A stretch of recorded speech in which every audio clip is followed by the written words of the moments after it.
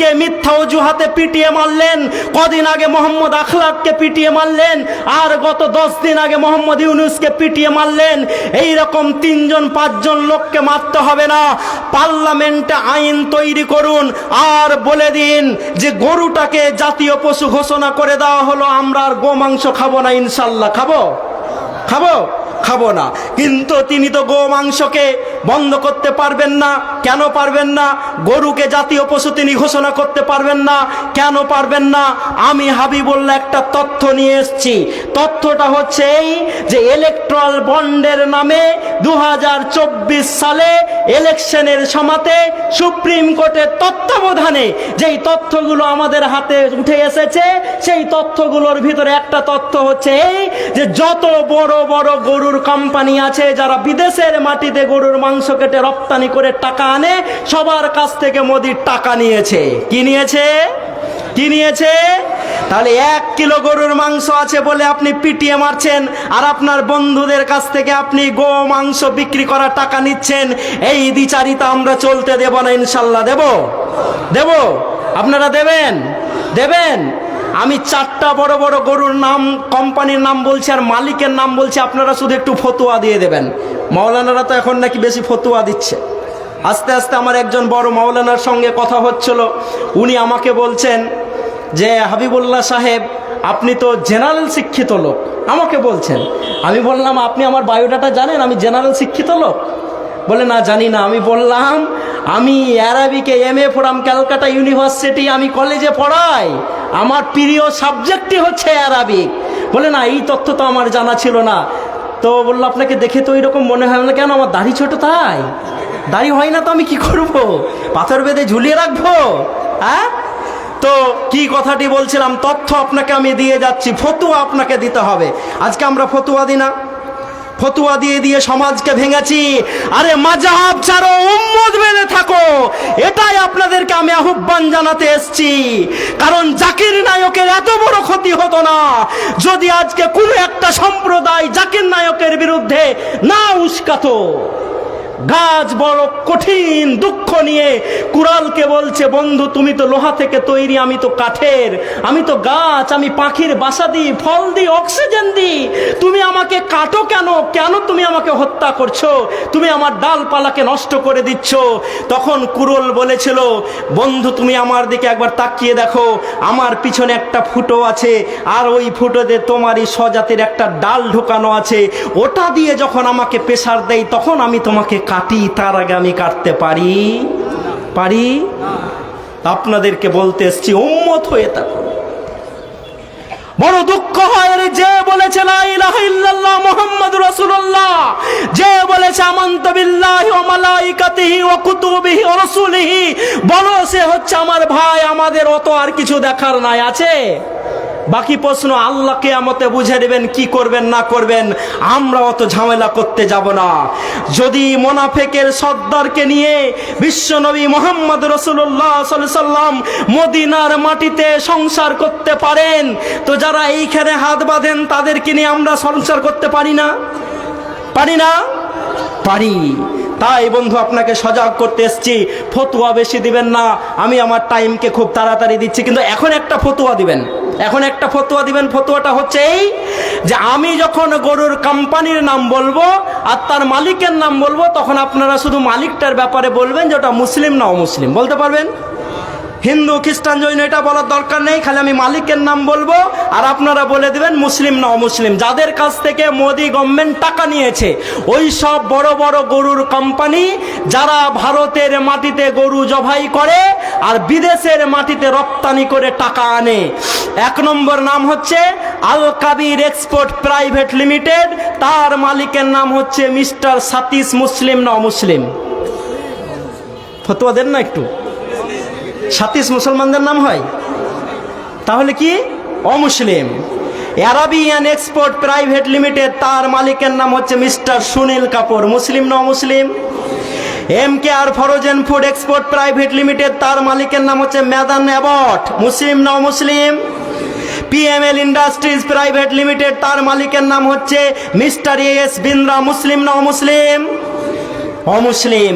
তাহলে 4টা বড় গরুর কোম্পানির নাম বললাম, আলহামদুলিল্লাহ একজনও তাদের ভিতরে মুসলমান নয়। নারে তাকবীর। আমরা আমাদের সম্মানীয় সরকারকে বলতে চাই, মিথ্যা গরু থাকার অজুহাতে সাব্বিরকে মারতে হবে না, আখলাককে মারতে হবে না। যদি দম থাকে তাহলে ন্যাংরা গভর্নমেন্ট পার্লামেন্টে বিল পাস করে গরুকে জাতীয় পশু ঘোষণা করে দিক। আপনারা যে কেউ প্রশ্ন করছেন না ন্যাংরা গভর্নমেন্ট কেন বললাম? হ্যাঁ, ন্যাংরা গভর্নমেন্ট কেন বললাম বলছেন না যে? আমি কদিন আগে বলছিলাম more than 500 people have been lost their life in Manipur. মণিপুরে 500-র উপরে লোক তাদের জীবন হারিয়ে দিয়েছে। আর সেখান থেকে আমাদের বিহারের নীতিশ বাবুর 5 জন এমএলএ সমর্থন তুলে নিয়েছে। মণিপুরে রাষ্ট্রপতি শাসন হয়েছে, শুনেছেন? শুনেছেন? আমি এই জন্য এনডিএ গভর্নমেন্টকে ন্যাংরা গভর্নমেন্ট বলি। যদি বিহারের নীতিশ কুমার আর ওইদিকে চন্দ্রবাবু নাইডু সাপোর্টটা তুলে নেই তো এই সরকারটাই ঠুস করে পড়ে যাবে, তাই আমি ন্যাংরা গভর্নমেন্ট বলি। যারা বলেছিল আবকে বার 400 পার, তাদেরকে আল্লাহ ন্যাংরা গভর্নমেন্টে পরিণত করেছে। নারে তাকবীর। তো মুসলমানদের ঘাবড়ানোর আছে? আছে। এই যে স্টেজগুলো আমরা পার হয়ে এসেছি, ভাইরা আমার, বন্ধুরা আমার, আর একটা ইম্পর্টেন্ট কথা আপনাদেরকে আমি শুনিয়ে যেতে চাই। সেটা হচ্ছে এই যে আমাদের ভারতবর্ষে যে স্টেটগুলো আছে, এই স্টেটগুলোর ভিতরে একটা স্টেট আছে, একটা রাজ্য আছে, নাম তার উত্তরাখণ্ড। নাম শুনেছেন? উত্তরাখণ্ড নাম শুনেছেন? উত্তরাখণ্ডে ইউসিসি, এই ইউসিসিটাকে আপনার কি বলে, ওইখানে ইউসিসিটা ইমপ্লিমেন্ট করে দিয়েছে সরকার। যদি যদি যদি ইউসিসি গোটা ভারতবর্ষ জুড়ে চালু হয়ে যায় তো আমাদের বড্ড ক্ষতি হবে। হবে না? হবে না? কি ক্ষতি হবে?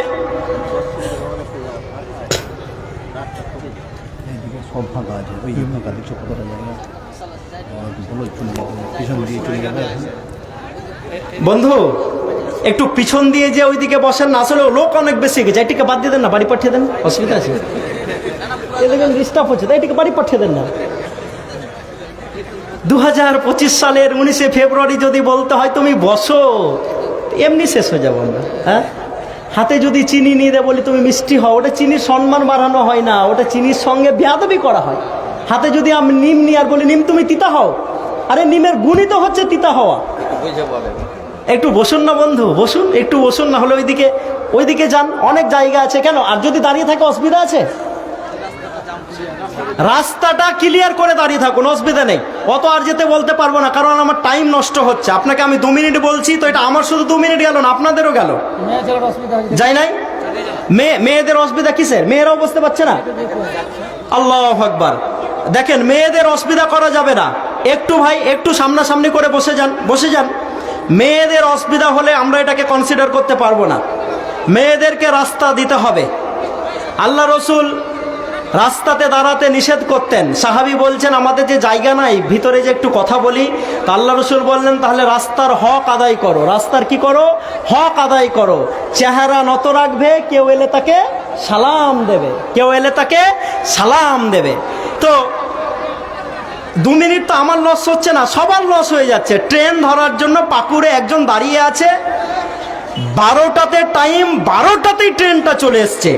তো যেই লোকটা প্যাসেঞ্জার, সে খুশি হয়ে বলছে আরে মোদি কিছু করুক আর না করুক, ট্রেনটা তো রাইট টাইমে চালিয়েছে। পাশেই স্টেশন মাস্টার দাঁড়িয়েছিল, কইছে অত খুশি হওয়ার কিছু নেই, গত ক্যালকাটা 24 ঘন্টা লেট করে আজকে এসছে এই টাইমে। আচ্ছা বলুন তো, যারা ট্রেনে ছিল তাদের পুরো জীবন থেকে 24 ঘন্টা আউট হয়ে যায়নি? শেষ হয়ে যায়নি? শুধু একজনের গেছে? সবার চলে গেছে। তো আমি যদি এখন 3 মিনিট আপনাকে বসি বলি, তাহলে তো সবার জীবন থেকে 3 মিনিট আমি নিয়ে নিলাম না। বহুত ইম্পর্টেন্ট কথা আপনাকে বলছি আমি। ইউসিসি করে মুসলমানদের কাছ থেকে আমাদের যে পার্সোনাল ল আছে, মুসলিম পার্সোনাল ল, এই আইনটাকে কেড়ে নিতে চাইছে। এই আইনটাকে যদি কেড়ে নেওয়া হয় তাহলে আমাদের বড্ড ক্ষতি হবে। কি ক্ষতি হবে? এই আইনের মাধ্যম দিয়ে সংবিধান আমাদেরকে অধিকার দিয়েছে যে আমরা যখন মারা যাব, মারা যাওয়ার পর আমাদের সম্পত্তির কিভাবে ভাগ হবে এটা শরীয়ত হিসাবে হয়, তাই তো? আচ্ছা, শরীয়ত হিসাবে যখন ভাগ হয় তো একজন পিতা ছাড়েন ছাড়েন, আওয়াজ করিয়েন না, যে যেমন আছে থাকতে দেন তো, নাহলে আমি ছেড়ে পালিয়ে যাবো। আমার বড্ড ডিস্টার্ব হচ্ছে, আমার বড্ড ডিস্টার্ব হচ্ছে। এরপরে যদি আমাকে এই ব্যাপারে কথা বলতে হয়, আমি আসসালামু আলাইকুম বলে পালিয়ে যাব। কারণ আপনাকে আমি ইম্পর্টেন্ট জিনিস দেখাতে এসেছি, এবং এগুলো দেখাতে যে আমি হাবিবুল্লাহ কত বড় রিক্সে পড়ি আপনি জানেন না। বক্তৃতার মঞ্চ থেকে নামার সাথে সাথে আমাকে ডিআইবির মোকাবিলা করতে হয়, আইবির সাথে বসতে হয়, ইন্টেলিজেন্স বিভাগ আমাকে কোশ্চিন করে। আপনাকে আমি মনের দুঃখের কথা বলতে এসেছি।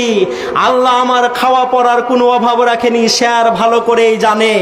আপনার এখানে যেখানে আমি বক্তৃতা করতে এসেছি, কত লক্ষ টাকা দামের গাড়িতে চেপে এসেছি, গাড়িটা দেখলে আপনি বুঝতে পারবেন আল্লাহ আমাকে কত ভালো রেখেছে।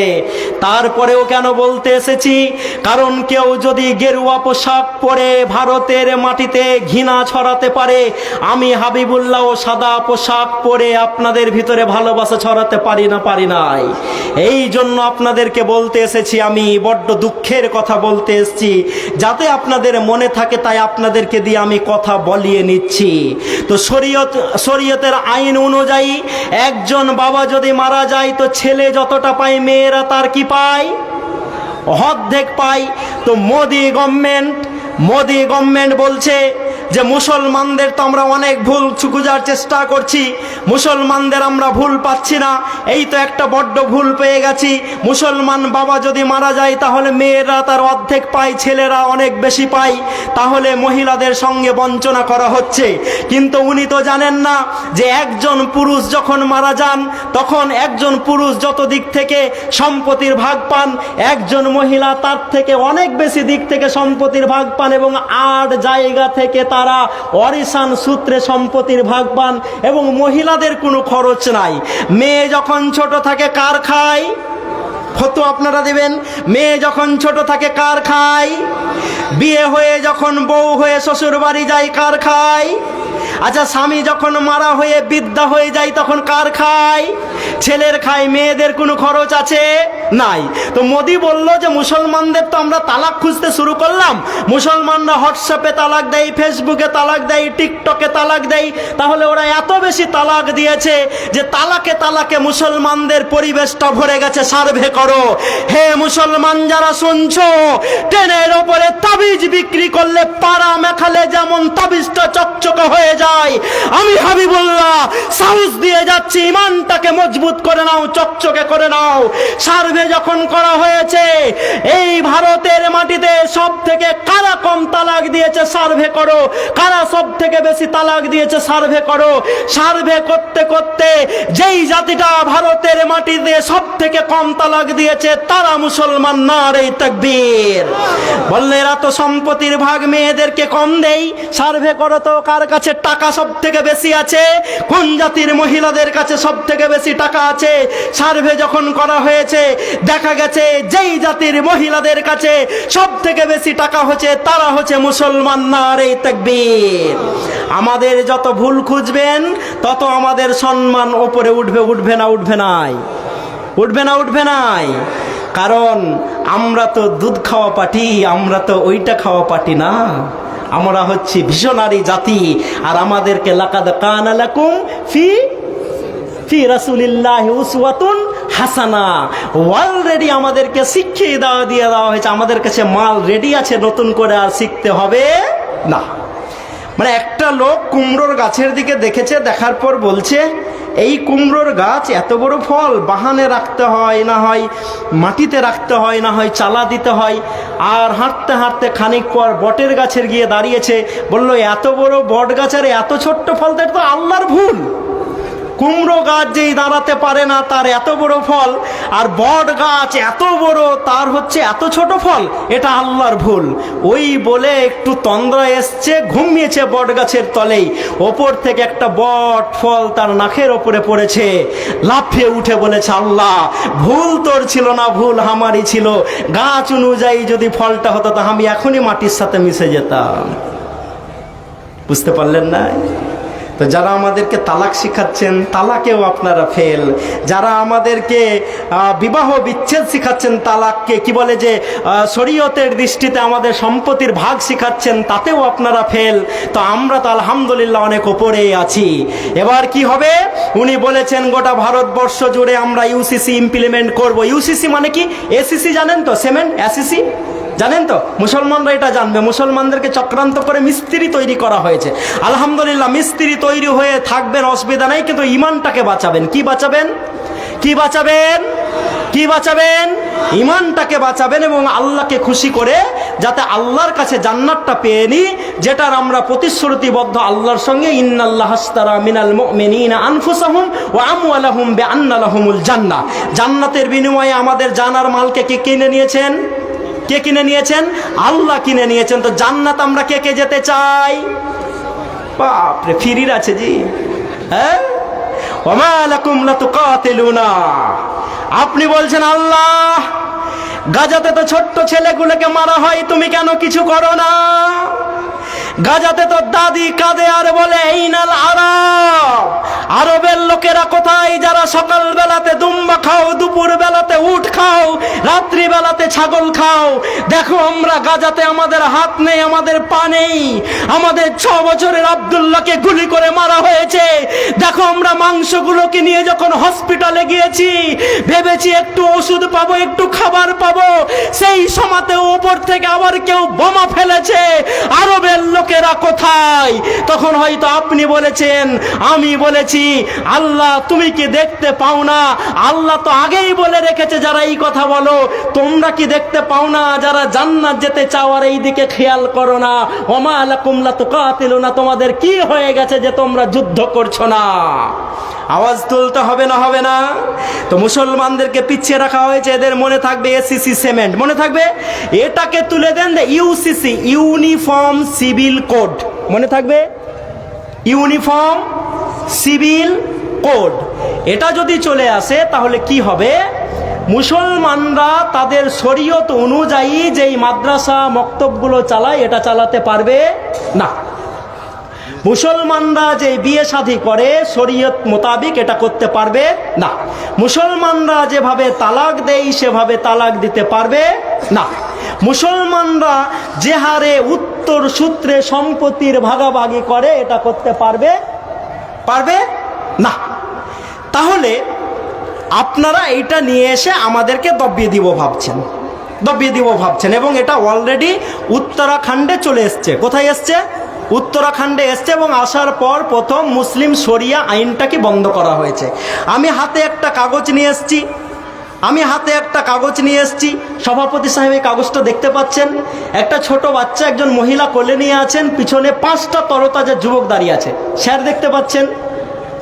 আপনি একটু দাঁড়ান না স্যার, মানে এটা অনুরোধ করছি। ইনি আমার স্যার, জানেন, আমার স্যার। আর একজন আছেন, স্যার একটু দাঁড়ান। আমাকে পিঠে মেরে ধরে ওনারা আমাকে মানুষ করেছেন। আলহামদুলিল্লাহ, আল্লাহ যাতে এইসব লোকগুলোকে জান্নাতবাসী করেন, বলেন আমিন।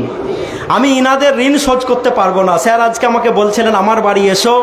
আমি এত ব্যস্ততার ফলেও আমার নিয়ম হচ্ছে আমি ডাইরেক্ট গাড়ি থেকে স্টেজে আসি, স্টেজ থেকে নেমে আবার গাড়িতে বসে চলে যাই। এত ব্যস্ততা, কারণ যারা জালসা করে শুধু রাত্রে করে, আমাকে দিনে করতে হয়, দুপুরে করতে হয়, বিকালে করতে হয়, রাত্রেও করতে হয়। কিন্তু স্যার ডেকেছেন বলে আমি এসেছি। ইনি হচ্ছেন আমার স্যার, যিনি আমাকে নিজে হাতে গড়েছেন। তো স্যারকে দেখালাম, মানে স্যার সার্টিফিকেট দিচ্ছেন, মানে আপনারা মানবেন। সভাপতি সাহেব বলেছেন একজন মহিলা কোলে একটা বাচ্চা নিয়ে আছেন, পিছনে 5 জন যুবক দাঁড়িয়ে আছেন। একই বাপের ওরস জাত 5 ভাই একই সঙ্গে একজন মহিলাকে বিয়ে করেছেন। একজন মহিলাকে একই বাবার ওরস জাত 5 ভাই বিয়ে করেছেন। বিয়ে করার পরে একটা বাচ্চা হয়েছে। এই বাচ্চাটা কার বড় ভাই বলতে পারবে? এরা ভাষা কম বুঝছে নাকি? আচ্ছা, এই বাচ্চাটা কার মেজো ভাই বলতে পারবে? এই বাচ্চাটা কার সেজো ভাই বলতে পারবে? এই বাচ্চাটা কার ছোট ভাই বলতে পারবে? এই বাচ্চাটা কার কেউ না বলতে পারুক, ওই মহিলা বলতে পারবে? হ্যাঁ, পারবে? খাপা কোথাকার। মানে 3 মাসে বিয়ে করে নিয়ে এসছে, তো খুবই খুশি, যে লাফেছে, খুব মিষ্টি খাওয়াইছে লোককে। দাদু বলছে কিসের মিষ্টি হে? কইছে আমার বেটা হয়েছে। কই যে তোর বরযাত্রী খেয়ে নু 3 মাস আগে আর ফের বেটা হয়ে গেল, তোর বহু ভালো লাগে। কইছে না আর বহু ভালো, খুব সুন্দর। কইছে তুই খবর লে, তোর বহুর অন্য খবর ছিল। বহুকে এসে লেগেছে পিটতে, কইছে ছেলে তো আমার লয়, তুই কার ছেলে নিয়ে এসছিস কহা। কইছে তুমি আগে হার কাছে জানতে চাও না জি, তারপর মারো। কইছে কহা তাহলে ছেলে কি করে আমার হলো। বলছে তোর বিয়ে হওয়া কয় মাস, তোমার বিয়ে হওয়া কয় মাস হলো। কইছে 3 মাস। কইছে আমার বিয়ে হওয়া কয় মাস হলো। কইছে 3 মাস। তাহলে 2-3 মাসকে মিলালে কত হয়? 6 মাস। আর প্রথম দিনই যদি বাচ্চাটা পেটে চলে আসে, তো ওর পেটে থাকা কতদিন হলো কহ? 3 মাস। তাহলে 3 তিরিক্ষা কত হলো? তো 9 মাস হলে বাচ্চা হালাল হয়ে গেল না। তখন ফের স্ত্রীর পা ধরে খেপা ক্ষমা চেয়ে কইছে আর ভুল হয়ে গেছে। হে তো তোমরা যে এরকম করছো যে মেয়েটা বলতে পারবে বাচ্চাটা কার? পারবে না। ডিএনএ যদি টেস্ট করতে যাই সেখানেও সমস্যা হয়ে যাবে, কারণ ওরা তো 5 ভাই একই বাপের ওরসজা সন্তান। তো আমি বলতে চাই, আচ্ছা এই জালসা থেকে একজন দাঁড়িয়ে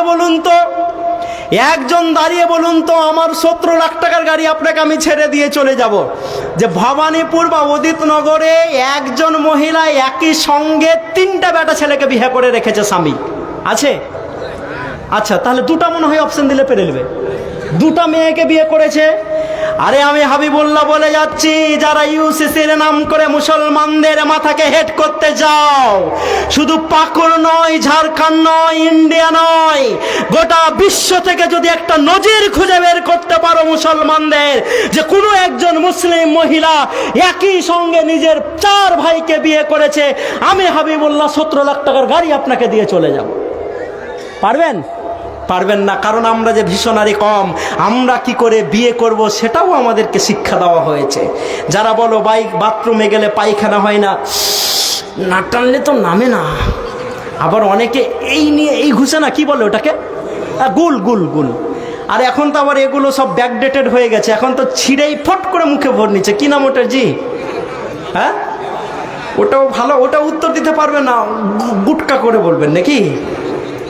তো যারা এইরকম বলো পায়খানাতে, আমার সভাপতিকে জিজ্ঞেস করবেন, বিশ্বনবী মোহাম্মদ রাসূলুল্লাহ সাল্লাল্লাহু আলাইহি ওয়াসাল্লাম বলছেন যে পায়খানাতে যখন বসবে তো বাম পায়ের ওপরে ভার দিয়ে বসবে।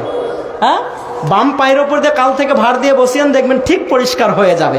তো আমাদের কাছে পায়খানাতে বসলে কোন দিকে মুখ করে কোন পায়ে ভর দিয়ে বসতে হয় তার তথ্য আছে। আর কি করে একজন মহিলা 4 জন বেটাকে বিয়ে করতে পারবে তার তথ্য নাই? নাই, আছে আমাদের কাছে। তা আমি যেই কাগজটা নিয়ে এসেছি, তিনি হচ্ছেন একজন মহিলা, যেই মহিলা একই সঙ্গে একই বাপের অরুসজাত 5 ভাইকে বিয়ে করেছে। আমি আমার দেশের প্রধানমন্ত্রীকে বলতে চাই, ইউসিসি করার আগে এই বর্তমান মহিলা যে 5 ভাইকে একসঙ্গে বিয়ে করেছে তার উপরে ইউসিসি করা হোক, তারপরে মুসলমানদের দিকে আঙুল তোলা হবে, তার আগে আমরা তুলতে দিব না ইনশাআল্লাহ। নারে তাকবীর। এবং আমি হাবিবুল্লাহ সকালে দিল্লি গেলে বিকালে ব্যাঙ্গালোর যাই, বিকালে ব্যাঙ্গালোর গেলে তামিলনাড়ু হয়ে কলকাতা ফিরি।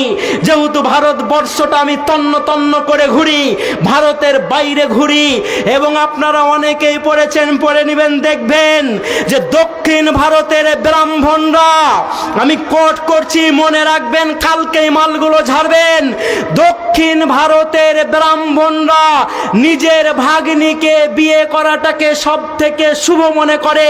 উত্তর ভারতের ব্রাহ্মণরা নিজের ভাগ্নি তো দূরের কথা, 7 প্রজন্মের কাউকে বিয়ে করাটাকে অপছন্দ মনে করে। আমি আমার দেশের প্রধানমন্ত্রীকে বলতে চাই, আগে দক্ষিণ ভারত আর উত্তর ভারতের ব্রাহ্মণদেরকে মিলিয়ে দেন, তারপরে মুসলমানদের কথা ভাববেন, তার আগে আমরা ভাবতে দিব না। নারে তাকবীর। তাই বন্ধু, আপনাদেরকে আমি জাগাতে এসেছি, এবং আমি যখন এটা নিয়ে আসি তখন একটা রিপোর্ট করা হচ্ছে, this has led to the confuse about the real biological father of her 18-month-old son. তার 18 মাসের বাচ্চাটার আসল বাবাকে সেটা খুঁজেই পাওয়া যাচ্ছে না। তাই আমার দেশের প্রধানমন্ত্রীকে বলতে চাই, কুমড়ো গাছের দিকে তাকিয়ে বট গাছের ভুল ধরতে যাবেন না, কারণ মুসলমানরা যেটা করেছে খুবই ভালো করেছে। নারে তাকবীর। আমি আল্লামা ফজলুল হক খায়রাবাদী আমাকে যারা দেশভক্তির কথা বলতে চাও তাদেরকে আমরা বলতে চাই, আমি আল্লামা ফজলুল হক খাইরাবাদী। আমাকে ধরে নিয়ে যখন তোমরা সেলুলার জেলে বন্দি করেছো, আমি বলেছিলাম আমাকে একটু পানি খেতে দাও। ইংরেজরা তোমরা আমাকে পানি খেতে দাওনি, আমার সামনে গরম পানির পাত্র রেখেছো। আমি বলেছিলাম 5 মিনিট যদি ওয়েট করা হয় পানিটা আমি খেতে পারবো, 10 মিনিট যদি ওয়েট করা হয় পানিটা আমি খেতে পারবো। কিন্তু ইংরেজ সরকার এবং তার জেলাররা পানিটা ঠান্ডা হতে দেয়নি। আমি বলেছিলাম খিদাতে আমার পেটটা জ্বলে যাচ্ছে, আমাকে রুটি খেতে দাও। তোমরা বালির তৈরি রুটি তৈরি করে আমাকে খেতে দিতে, আর বারবার বলতে, ওরে আল্লামা ফজলুল হক খাইরাবাদী একটা মুচলেখা লিখে দিয়ে বলে দাও ভারতের তথ্য তুমি আমাদের কাছে পাচার করবে, তোমাকে সসম্মানে আমরা ভারতে ফিরিয়ে দেব। আমি আল্লামা ফজলুল হক খাইরাবাদী সেদিন বাঘের মতো গর্জন করে বলেছিলাম, আমাকে পানি খেতে দেবে না তো না দাও, আমাকে রুটি খেতে দেবে না তো না দাও, আমাকে কাকড়া বিচ্ছার সঙ্গে ঘরের ভিতরে ভরে রেখে রেখে আমার পুরো শরীরটাকে পচিয়ে দিয়েছে, তো পচিয়ে দাও, আমি মরতে রাজি আছি। কিন্তু যেই দেশকে আমি ভালোবাসি সেই দেশের সঙ্গে আমি বিশ্বাসঘাতকতা করতে পারি না। নারে তাকবীর!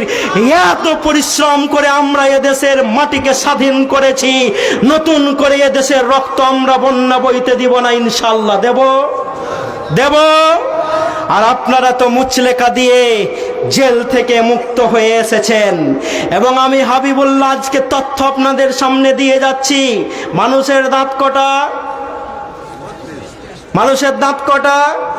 আমাদের মুর্শিদাবাদে কিন্তু 32টা। আপনার দিকে কটা? হ্যাঁ, কটা? তাহলে এইটাও এতক্ষণ পরে বলবেন জি।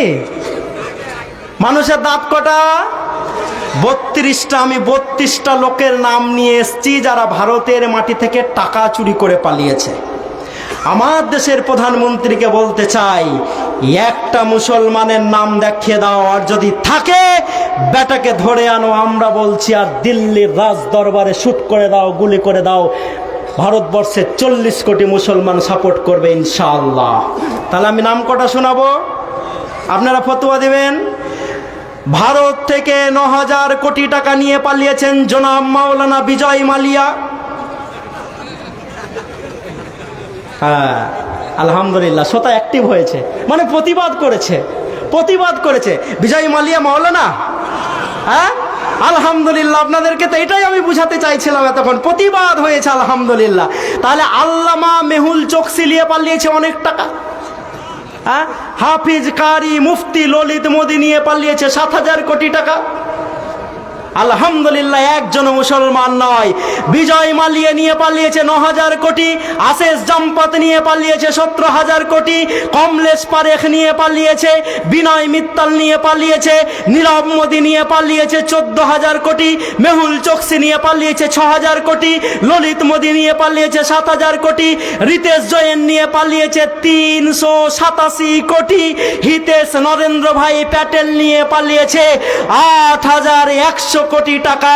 এদের ভিতরে একজন মুসলমান নয়। নারে তাকবীর! আমরা আমাদের দেশের প্রধানমন্ত্রীকে বলতে চাই, মোদিজি, যদি মুসলমানদের সাপোর্ট অর্জন করতে চান, সবকে সাথ সবকা বিকাশ এবং সবকা বিশ্বাস অর্জন করতে চান, তো এই লিস্টের যে নামগুলো আছে এই বেটাগুলোকে ধরে আনুন, আর দিল্লির রাজ দরবারে ফাঁসি দিয়ে দেন। ইনশাল্লাহ মুসলমানরা আপনাদের সাপোর্ট করবে না? আমি তো করব। আপনারা করবেন? করব। তা আপনি তো এগুলো বন্ধু পারবেন না, কারণ আপনার যে 56 ইঞ্চি কা जो सीना है वो बेलून है, हवा निकल गया है। যখন এখানে বাবরি ভাঙা হয় তখন আমার দেশের প্রধানমন্ত্রীকে নিয়ে যেয়ে ইউনাইটেড আরব আমিরাটসে মন্দিরের উদ্বোধন করা হয়। এটাই হচ্ছে ইসলাম। নারে তাকবীর! এটাই ইসলাম। কারণ কোন ধর্মীয় স্থানকে আমরা ভাঙার পক্ষে নয়। যে যেটা করে সে সেটা করুক, সম্মানের সহিত করুক, আমরা এটা তখনও বলেছি এবং এখনও বলে আসছি, আমাদের নামে একটা মিথ্যা তহমাত লেগে আছে। আমি আমার আর সময়ের 6 মিনিটে দাঁড়িয়ে আছি, এই তথ্যটা আপনাদেরকে দিয়ে যেতে চাইছি। আচ্ছা, এই তথ্যগুলো আপনারা শুনতে চান না? চান না? শুনতে হবে না? হবে না? হবে। কারণ আজকে আমাদেরকে কোণঠাসা করা হচ্ছে, আমাদেরকে আজকে খারাপ নজরে দেখা হচ্ছে। অথচ মুসলমানদের যে ইতিহাস, অনেক গৌরব উজ্জ্বল ইতিহাস মুসলমানদের। আচ্ছা, মহিলারা নাই? মহিলারা আছে? মহিলাদের জন্য তো একটাও আমার কথা বলা হলো না। ইন্নালিল্লাহ, আমি ভুলেই গেছি। মা বোন যারা আছেন, এবং আমি যখন ওইখান থেকে স্যারের বাড়ি হেঁটে যাচ্ছিলাম তখন দেখছিলাম মহিলাদের জন্য 2টা প্যান্ডেল করা হয়েছে। 10 মিনিট কেন বাড়াবেন? না, বাড়াতে হবে না। ও আচ্ছা আচ্ছা আচ্ছা, সভাপতি সাহেব বললে আমি শুনতাম না, যেহেতু আমার স্যার বলেছেন আমাকে শুনতেই হবে। তো আমি যখন ওইখান দিয়ে যাচ্ছিলাম দেখলাম মহিলাদের জন্য 2টো প্যান্ডেল করা হয়েছে। এই তথ্যটা শুনে যান, কাজে লাগবে আপনার। তো আলহামদুলিল্লাহ, খুব খুশি হলাম দেখে। কেন খুশি হলাম? যে লেডিস ফার্স্ট, তাই তো। কিন্তু কি জানেন, জালসাতে আমরা মেয়েদেরকে এমন করে ঢেকে দিচ্ছি যে মেয়েরা কিছু দেখতেই পায় না, বক্তাদেরকেও দেখতে পায় না। ঢাকার কথা ছিল রাস্তাতে, যেখানে গুতাগুতি হবে, মারামারি হবে, ঠেলাঠেলি হবে, ওইখানে না ঢেকে এইখানে ঢেকে দিলাম আমরা। মানে 80 বছরের দাদিকে বোরখা, হাতে গ্লাভস, মুখে পর্দা দিয়ে পুরো ভূত করে দিয়েছি। আমি ছোটর জন্য ভূত বলছি না, 80 বছরের জন্য ভূত বলছি। আর 21 বছরের পতিনকে টাইট জিন্সের প্যান্ট পরিয়ে রাস্তাতে ঠেলে দিয়েছি। মানে পদ্মার যে কি উদ্দেশ্য এটাই বুঝতে পারিনি। 80 বছরের দাদির দিকে কেউ দেখবে? যদি দেখে তাহলে অন্য সেন্সে দেখবে। দাদির কোমর বেঁকে গেছে, একটু হাতটা ধরে সাপোর্ট করে দাও। দাদি দাঁড়িয়ে থাকতে পারে না, চারটা ছেড়ে একটু বসতে দাও। আর 21 বছরের পতিনকে যখন দেখবে তখন অন্য সেন্সে দেখবে। আলী রাদিয়াল্লাহু তাআলা আনহু বলছেন যে মহিলাদেরকে পুরুষরা যেই চোখে দেখে, মহিলারা যদি বসতো তাহলে কাপড় দিয়ে নয়, সীসার প্রাচীর দিয়ে নিজেকে তারা বোরখা পরিয়ে মানে ঢেকে নিত, কভারিং করে নিত। তো ভাইরা আমার, আমাদেরকে এই তথ্যগুলো জানতে হবে। তা আমি কিছু মন্দিরের ছবি তুলে নিয়ে এসেছি। কিসের ছবি তুলে নিয়ে এসেছি? কিসের? মন্দির। মুসলমানরা ভারতকে শাসন করেছে পাট পাট করে 1000 বছর। কতদিন বললাম? 1000 বছর। এবং এককভাবে 700 বছর। কতদিন? 700 বছর। বলুন, 1757 খ্রিস্টাব্দের পর ইংরেজদের হাতে ভারতের ক্ষমতা ছিল 190 বছর, তাই তো? কত বললাম? 190 বছর। আর এখন স্বাধীনতা আমাদের 1947-এ আমরা অর্জন করেছি, আর এটা কত চলছে? 78 বছর নাকি? তা আমি 80 ধরে নিলাম, 2 বছর আপনাদের বুঝার জন্য ধরে নিয়েছি। তাহলে 190 আর 80-তে কত? 270। তো 270 বাদ দিলেই তো মুসলমানদের শাসন পড়ে যায়। বুঝতে পারলেন না? 270 বাদ দিলে মুসলমানদের শাসন পড়ে না। তো যারা মুসলমানদের ব্যাপারে বলো যে মুসলমানরা হিন্দু ভাইদের মন্দির ভেঙে ভেঙে মসজিদ তৈরি করেছে, তাদের জন্য আমি একটা তথ্য নিয়ে এসেছি। মা বোনেরা যেহেতু আজকে শুনছেন, মা বোনদের ব্যাপারে আমার একটাও কথা খরচ করা হয়নি। মায়েদের ব্যাপারে শুধু আমি বলবো, বিশ্বনবী মুহাম্মদ রাসূলুল্লাহ সাল্লাল্লাহু আলাইহি সাল্লাম যখন মা খাদিজাকে বলছেন, হে খাদিজা, হে খাদিজা, আমি একটা গর্তে গিয়েছিলাম, যাওয়ার পর কেউ এসে আমাকে বলল, ইকরা, তুমি পড়ো। আমি বললাম আমি পড়তে জানি না। সে আমাকে দেবে দেবে ধরলো, আর এখন আমার বড্ড ভয় করছে, আমাকে জ্বর আসছে, আমাকে ভয় লাগছে, আমাকে চাদর দিয়ে ঢেকে দাও। মা খাদিজা রসুলকে চাদর দিয়ে ঢেকে দিলেন। মহিলাদের জন্যই কয়েকটা বাক্য বলছি। আমার বোন, আপনাদের জন্য কেন বলছি? কারণ একজন নবী যিনি 950 বছর ইসলামের দাওয়াত দিয়েছেন, নাম তার নূহ আলাইহিস সালাম। নাম তার কি? নূহ আলাইহিস সালাম। কতদিন ইসলামের দাওয়াত দিয়েছেন? 950 বছর। 950 বছর ইসলামের দাওয়াত দেওয়ার পর ইসলাম কবুল করেছে মাত্র 80 জন। কতজন? 80 জন। কেন জানেন? কারণ নূহ আলাইহিস সালাম যখন বাইরে যেয়ে বলতো যে তোমরা ইসলামের দিকে আসো, লোকেরা বলতো যে আপনাকে তো আপনার স্ত্রী মানেন না, আপনাকে তো আপনার ছেলেরা মানেন না, তো কেন আপনার উপরে আমরা ঈমান আনবো? অপরদিকে যখন খাদিজাকে বলা হলো, খাদিজাই প্রথম বললেন, হে মুহাম্মদ রাসূলুল্লাহ সাল্লাল্লাহু আলাইহি সাল্লাম, আপনাকে আমি নবী হিসাবে মেনে নিলাম। তাই বিদায় হজ্জে যখন বিশ্বনবী মুহাম্মদ রাসূলুল্লাহ সাল্লাল্লাহু আলাইহি সাল্লাম ভাষণ দিচ্ছেন, তখন তার সামনে ইসলামের ফলোয়ার সাহাবীরা হচ্ছে 1,25,000। কত বললাম? কত বললাম? নূহ আলাইহিস সালাম দাওয়াত দিয়েছেন কত বছর? 950 বছর। আর বিশ্বনবী মুহাম্মদ রাসূলুল্লাহ সাল্লাল্লাহু আলাইহি সাল্লাম দাওয়াত দিয়েছেন মাত্র 23 বছর। কেন?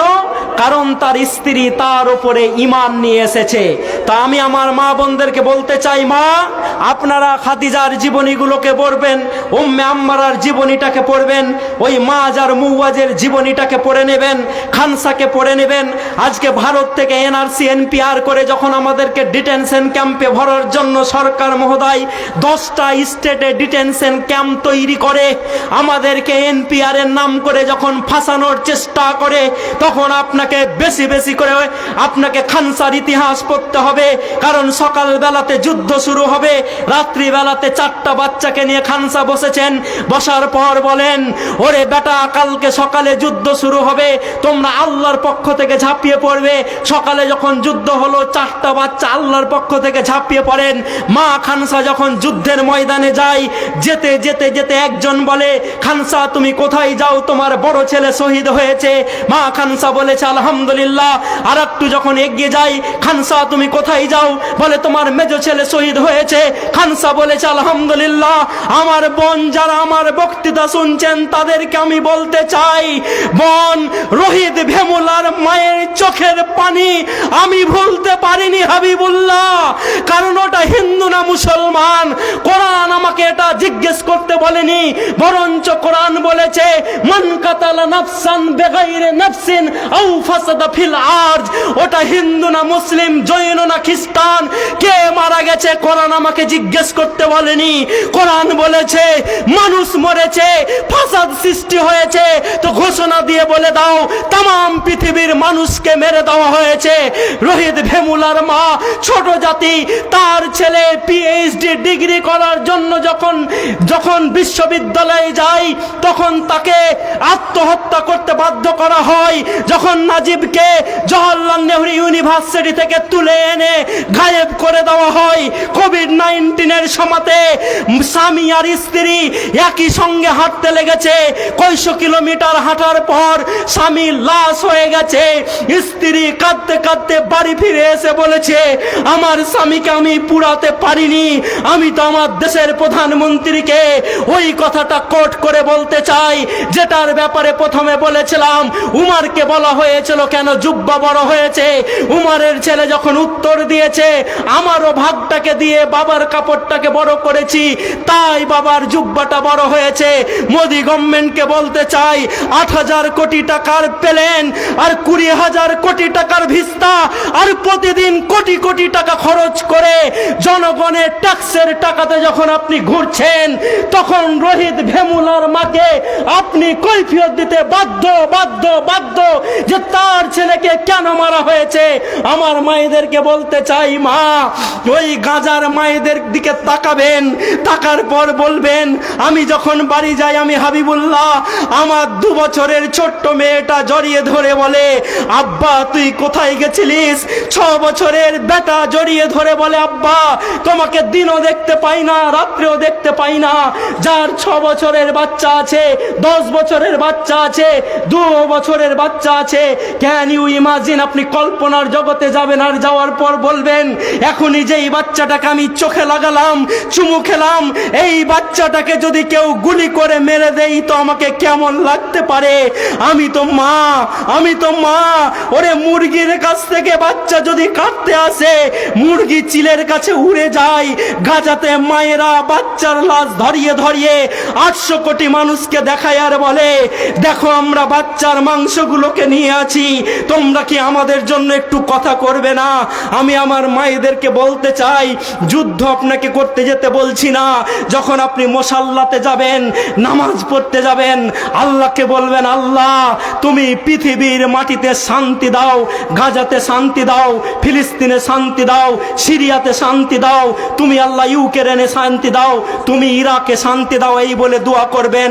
আর খানসার মতো যদি আপনার ইমানটা মজবুত হয়ে যায়, আমি হাবিবুল্লাহ দায়িত্ব নিয়ে বলছি, এনআরসি করে মুসলমানদেরকে কেউ ভারত থেকে তেড়ে দিবে, এটা তো করা দূরের কথা, কল্পনাই করতে পারবে না। নারে তাকবীর। কেন পারবে না? আর একটু যখন খানসা এগিয়ে গেছে, বলে কোথায় যাচ্ছেন আপনি? আপনার ছোট ছেলে শহীদ হয়েছে। মা খানসা আঁচল তুলে দিয়ে, বোন আপনাদের জন্য আমি বলে যাচ্ছি, আঁচল তুলে দিয়ে আল্লাহর দিকে তাকিয়ে বলেছেন, আল্লাহ কাল কিয়ামতের মাঠে যেদিন তুমি আমাকে জিজ্ঞেস করবে, খানসা বলো তুমি কতটা নামাজ পড়ে এসছো, কতটা রোজা করে এসছো, কত তোমার তাহাজ্জুদ আছে, আমি অতটা দেখাতে পারবো না, কিন্তু আমি বলবো আল্লাহ আমি চারটা শহীদের মা, আজকে তোমার সামনে আমি খানসা চারটা শহীদের মা, আমার ছেলেরা শাহাদাত বরণ করেছে, দাও কি দিয়ে তুমি আমাকে পুরস্কৃত করবে। আজকে যদি হরিয়ানার জুনাইদের মায়ের এই রকম ইমানটা মজবুত হয়ে যায়, তাহলে আমাদেরকে ভারত থেকে কেউ তাড়াতে পারে? পারে না। তাই ভাইরা আমার, বন্ধুরা আমার, আমাদেরকে একটু সজাগ হতে হবে, চোখ কান খুলে রাখতে হবে। আমি 10খানা মন্দিরের ছবি তুলে নিয়ে এসেছি। 10খানা কিসের ছবি তুলে নিয়ে এসেছি? মন্দিরের। এই একটা মন্দির আপনারা অত দূর থেকে দেখতে পাবেন না, সভাপতিরা দেখতে পাবেন। এই একটা মন্দির যার বয়স হচ্ছে 700 বছর, এই একটা মন্দির যার বয়স হচ্ছে 1100 বছর, এই একটা মন্দির যার বয়স হচ্ছে 1300 বছর, এই একটা মন্দির যার বয়স হচ্ছে 1500 বছর, এই একটা মন্দির যার বয়স হচ্ছে 2200 বছর। বলুন, মুসলমানরা যদি ভারতের মাটিতে মন্দির ভেঙে ভেঙে মসজিদ তৈরি করত, ভারতের মাটিতে 700 বছরের পুরনো কোনো মন্দির থাকতো?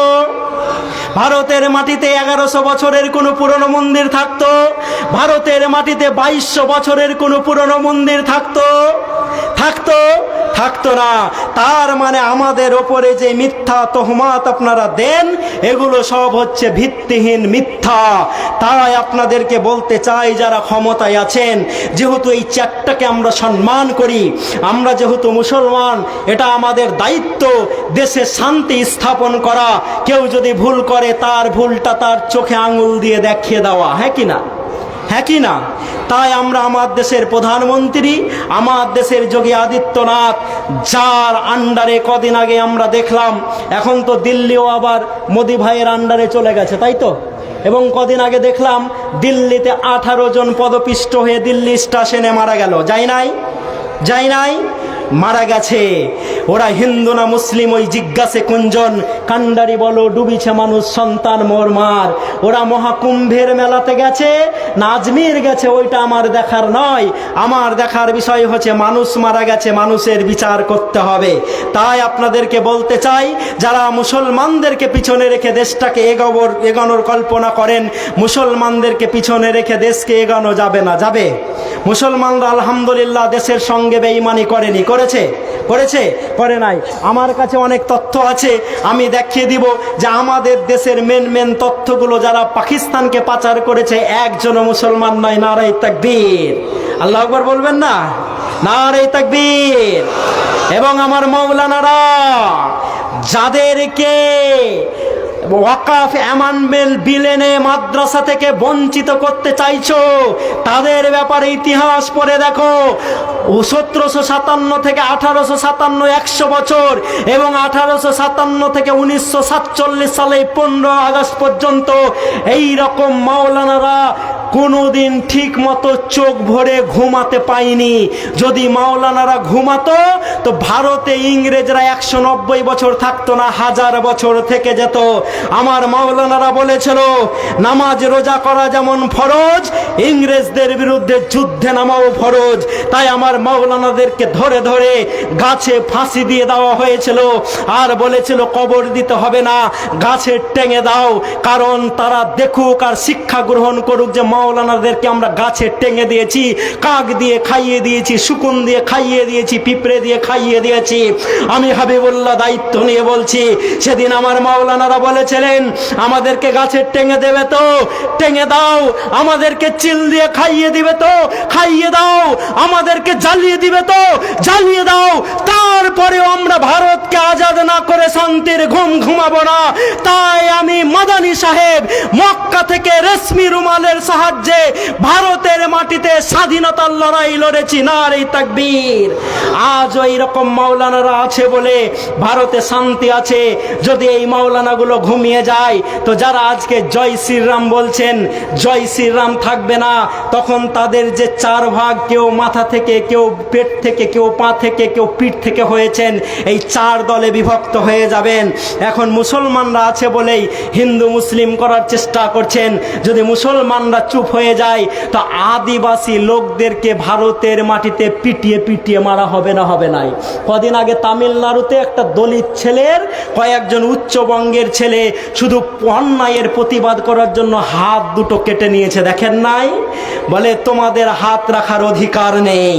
এখানকার মুখ্যমন্ত্রী, মানে এখানকার বলতে ভারতের একজন মুখ্যমন্ত্রী বলেছেন দলিত মহিলাদেরকে শারীরিকভাবে শোষণ করা যেতেই পারে।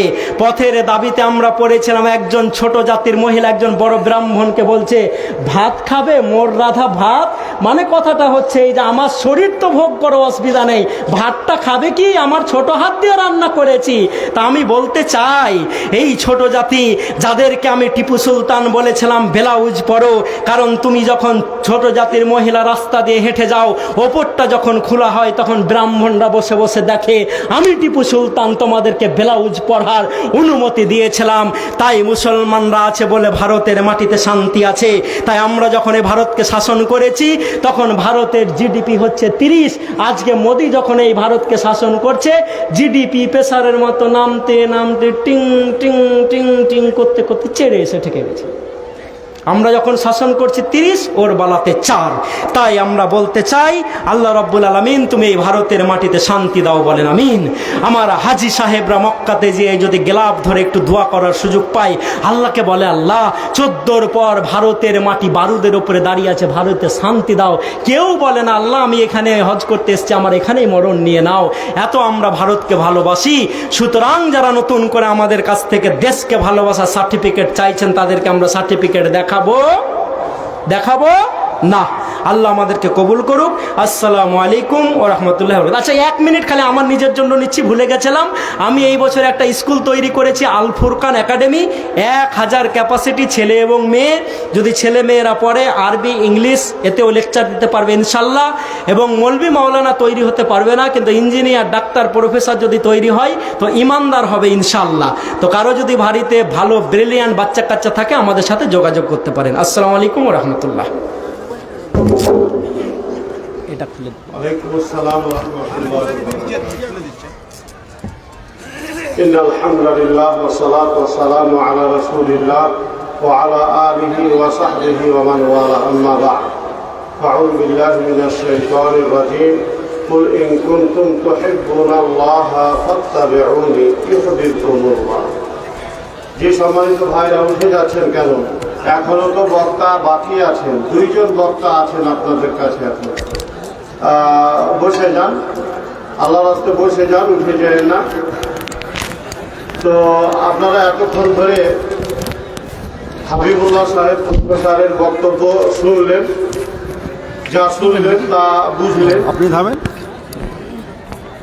একটাই কথা, কারোরটা বাদ দিচ্ছি না। না না ওটা বাদ দেওয়া যাবে না, আমি বলছি।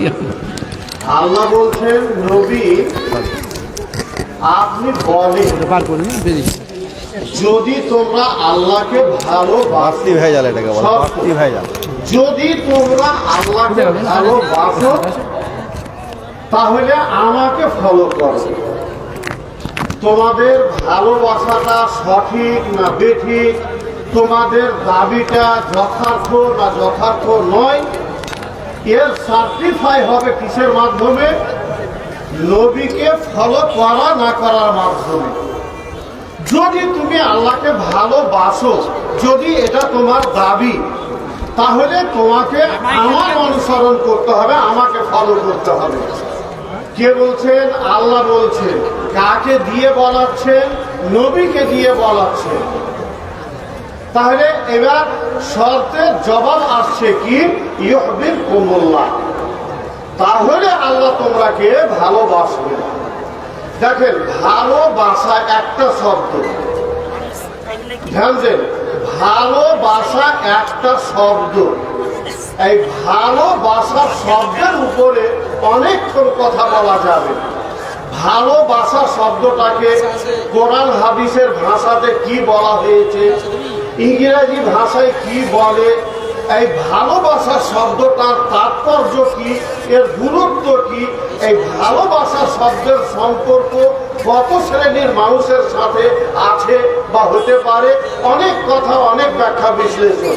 এখানে আমি যেটা শর্টকাটে বলতে চাইছি, আল্লাহ বললেন নবী আপনি বলেন যদি তোমরা ভালোবাসো আল্লাহকে তাহলে আমাকে ফলো করো।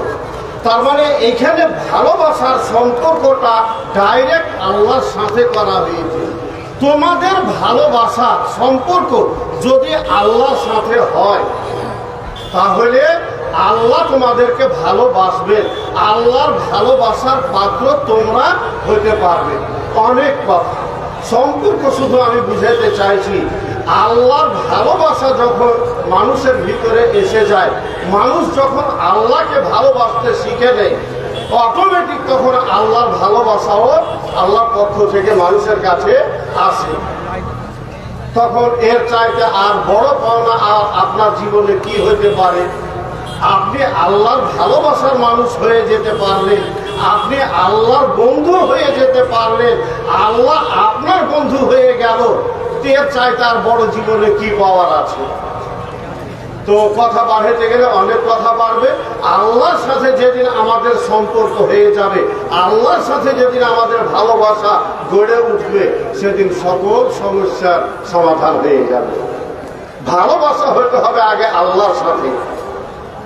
আর এই ভালোবাসা আসে কোনখান থেকে? আল্লাহর উপরে ঈমান আনা থেকে। মানুষের ভিতরে ঈমান যখন পরিপক্কভাবে পরিপূর্ণরূপে যখন ঈমান প্রবেশ করে, তখন ওর ভিতরে নাড়া দেয়, ঈমান তখন ওর ভিতরে কাজ করে। কেমন করে আপনাকে চলতে হবে, ঈমান আপনাকে চলাবে। আর ঈমান যখন আপনার পরিপূর্ণ হয়ে গেল, তখন আপনার সাত সমুদ্র পার, কোনো টেনশন নাই, কোনো সমস্যা নাই।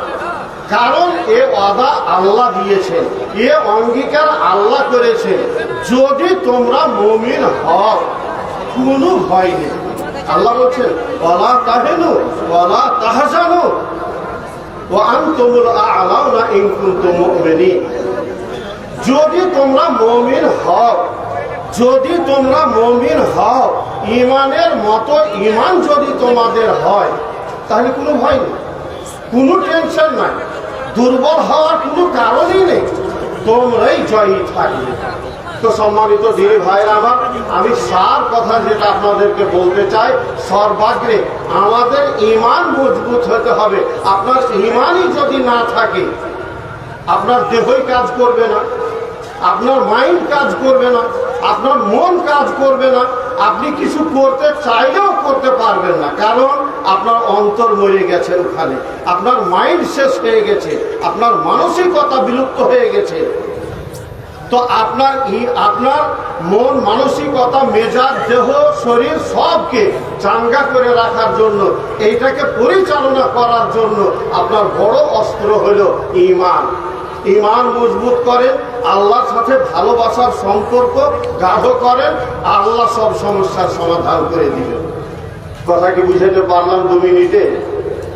যদি বুঝলেন তো ভালো, না বুঝলেন তো আবার আগামী বছর জলসা শুনতে আসবেন। এবারে আমি আর বেশি সময় না নিয়ে আগামী বক্তাকে ডাকবো। তার আগে একটা ঘোষণা, এদিকে যে পেচ্ছাবের জন্য পানির ব্যবস্থা, সেখানে পানি নাই। সুলেমান সাহেবকে পানির দায়িত্ব দেওয়া হয়েছে। সুলেমান কে আছেন পানির দায়িত্বে, আপনি চটপট ওই পানির ব্যবস্থা